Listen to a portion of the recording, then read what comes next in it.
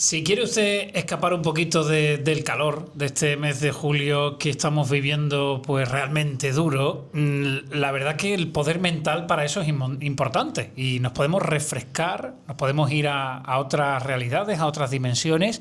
Lo hacemos aquí con nuestro querido Miguel Ángel Antúnez en Arras del Tiempo. Compañero, ¿qué tal? Bienvenido. Muchas gracias, Alberto.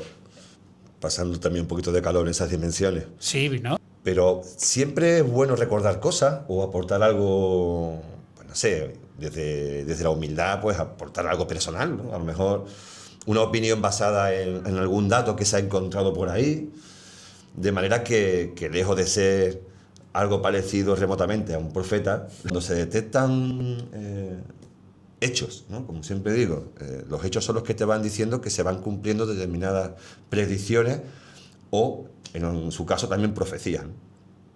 De manera que a las personas que me han preguntado, que me han animado, les he dicho que, bueno, que aquí en Arras del Tiempo estamos siempre desafiando ese tiempo del que disponemos, de manera que animo a que quienes tengan interés pues rastreen por sí mismos, porque eso es lo apasionante, buscar y encontrar. De todas las profecías, porque hay muchísimo, y estamos viviendo unos tiempos en los que están convergiendo muchos signos. Cuando digo signos son hechos que están ayudando a que cobren fuerza y solidez pues esas predicciones, esos vaticinios, profecías. Aquí, por ejemplo, en España, se va a cumplir, en función de todos esos hechos que se vienen cumpliendo durante, sobre todo, el 2026. España va a ser el único país que tenga acceso visiblemente, al eclipse total de Sol que se dará el próximo 12 de agosto. Así Ya que hemos hablado aquí del 12 de agosto. hablamos en su momento. Pero ahora hay otra cosa, aparte Bueno, del cumpleaños de nuestra compañera Ana Orozco. bueno, eso sí que es un evento. Eso es un evento además extraño y sobre el que pende mucho misterio, ya hablaremos algún día. Sí, sí, se hablará, se hablará. Sí, sí. Aparte del cumpleaños de nuestra compañera Ana, el 12 de agosto hay una profecía del famoso Nostradamus. Hombre, estamos hablando de palabras mayores. Mayores. Y bueno, hablaba en términos pues no muy halagüeños en cuanto a lo que iba a representar ese eclipse total para nuestro país y extendiéndose desde nuestro país al resto de Europa. Para el 12 de agosto. Para el 12 de agosto. Pues queda poco tiempo, ¿eh? Hay que tener en cuenta Un poco más de un mes. que hablamos de ventanas de tiempo, es decir, que no es que el 12 de agosto tenga que suceder algo en concreto, sino que ese eclipse marcaba el inicio de esa profecía. Bueno, cuando llegue el momento, como ya también dije en el anterior programa, cuando llega el momento y se cumplen, en el caso de que se cumplan, es cuando se puede reconocer adecuadamente, interpretar adecuadamente esas profecías. Aparte, las profecías de Nostradamus son difíciles de interpretar porque suelen tener muchos sentidos diferentes, ¿no? Son dificilísimos. Mira, en mi opinión, eso es una opinión mía, basada en datos también, pero no deja de ser una opinión y por tanto no tiene tampoco mucha más validez. Pero bueno, creo que es un buen momento para aportar algo. Desde mi punto de vista, Nostradamus no tenía el don profético.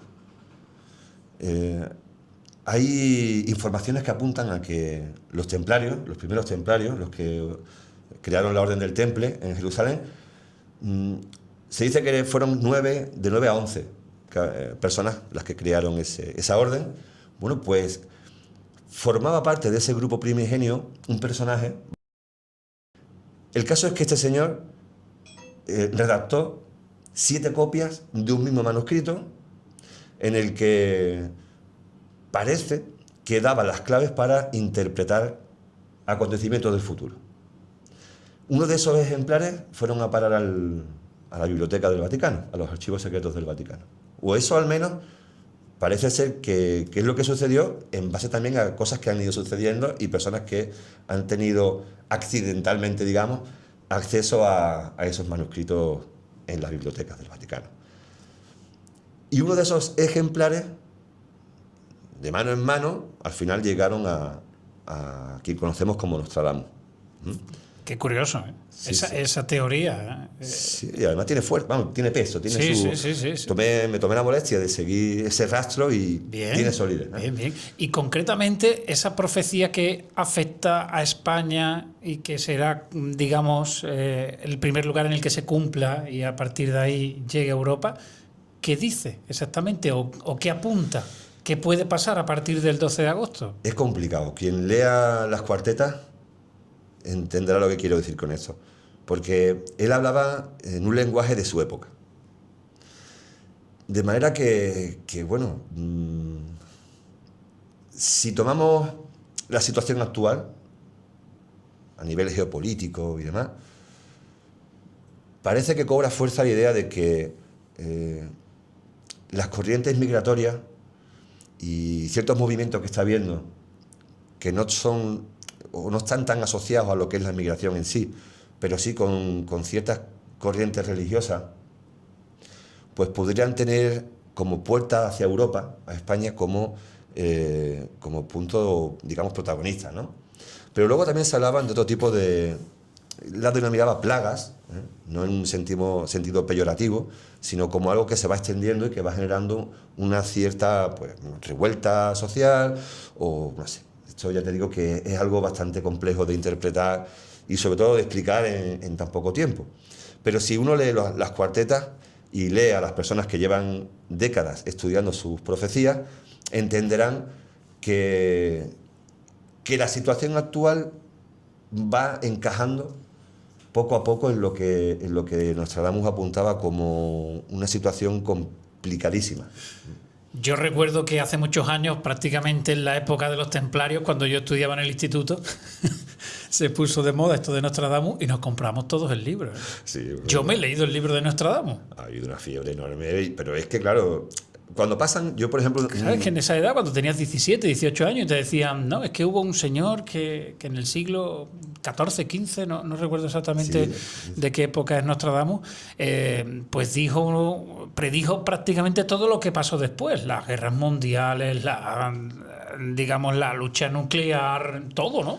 Cuando él habla, por ejemplo, de los pájaros de hierro, ¿no? En una época en la que no había aviones, pues cómo podía interpretar la visión de un avión, ¿no? Claro, por eso digo que... Algo hay, desde luego, que después hay mucha gente y muchos estudios han desmontado todo lo que decía Nostradamus, pero algo tenía.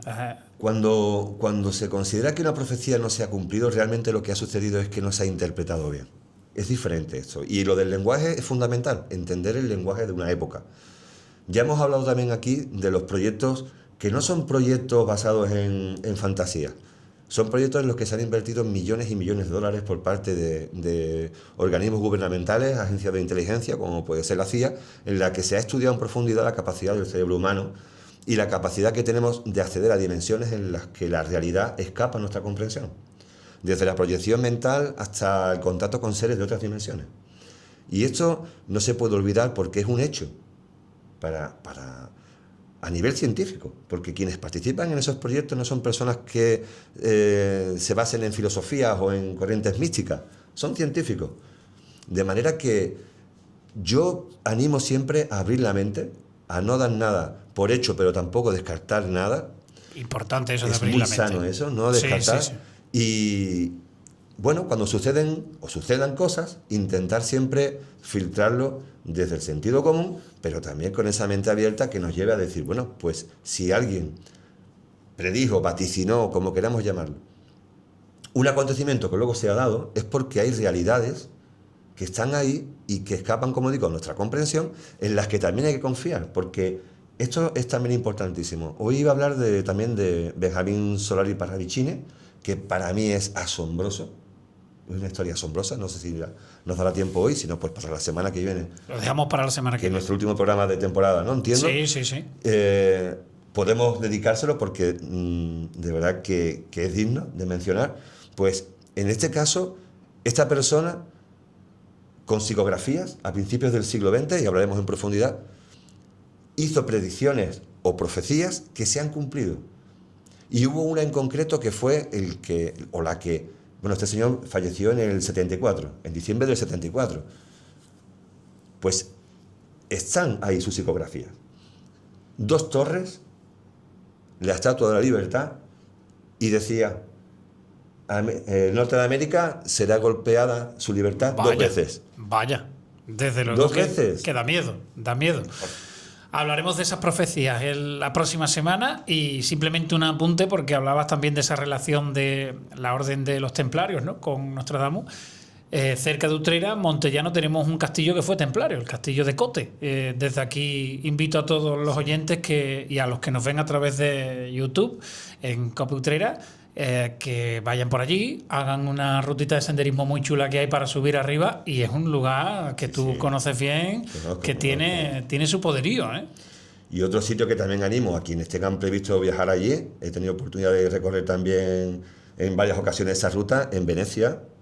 La Orden del Temple ha estado, y sigue estando, presente, y la simbología es asombrosa. De hecho, se habla, y también tuve oportunidad de constatar alguna simbología muy llamativa, apuntaba a que el famoso Santo Grial estuvo en Venecia durante un tiempo, y antes de ser llevado a un sitio, bueno, que parece ser que ahí se le pierde la pista, aunque en mi opinión, y esta también es una opinión, el Santo Grial, tal como nosotros lo tenemos concebido, ese cáliz de la última cena, realmente no es a lo que se hace alusión en la filosofía del temple. Estás abriendo otro melón que, desde luego, ríos y ríos de tinta, libros y décadas de historia hablando de él. Sí. Querido Miguel Ángel Antúnez, muchísimas gracias por llevarnos a ras del tiempo aquí en Cope Utrera. Para mí siempre un placer, Alberto. De verdad, gracias.